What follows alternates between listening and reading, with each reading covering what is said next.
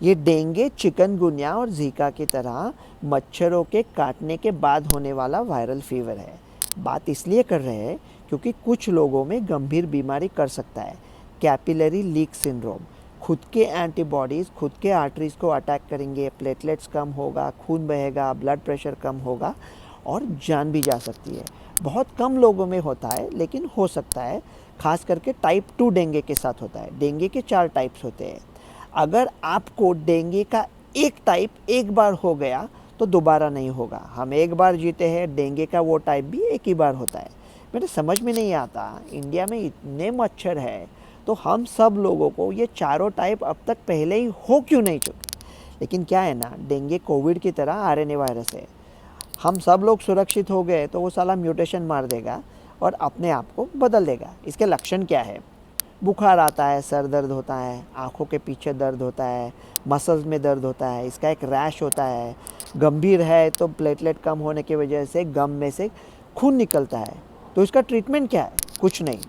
Testing क्या है? बहुत है। आप कहोगे अरे ट्रीटमेंट नहीं है तो टेस्टिंग काहे को बेच रहे हो? टेस्टिंग मतलब 3,000 रुपये तक होता है प्राइवेट में, गवर्नमेंट में मुफ्त में होता है फीवर पैनल।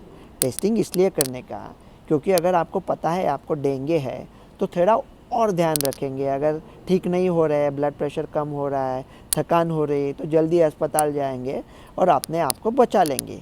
इसका कुछ ट्रीटमेंट है ही नहीं क्या? आपने तो कहा था कि अमेरिका किसी भी डिसीज़ के अगेंस्ट मोनोक्लोनल एंटीबॉडी बना सकता है, लेकिन बनाएंगे नहीं। पता है क्यों? क्योंकि अमेरिका में डेंगू नहीं है।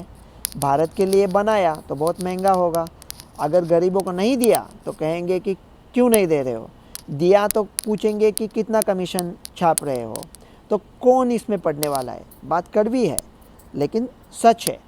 तो क्या उसको हम प्रिवेंट कर सकते हैं? हाँ, वैक्सीन है उसका। एक अमेरिकन है और एक जापानीज़ है। जापानीज़ अभी इंडिया में चलता है, चारों स्ट्रेन के खिलाफ चलता है।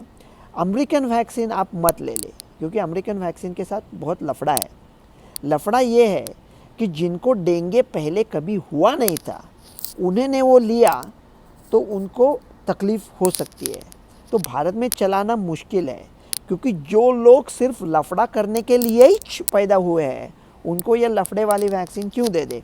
भारत ने ना खुद की वैक्सीन लाई है और क्या ट्रिक मारा है, जो अमेरिका की वैक्सीन है उसमें से लफड़े वाला पोर्शन निकाल दिया है और अच्छा वैक्सीन वो शायद 1-2 साल में आएगा। लेकिन अगर वैक्सीन आया भी तो यूनिवर्सल वैक्सीन नहीं होगा। मतलब कितने डिसीज़ है, कितने वैक्सीन लेंगे?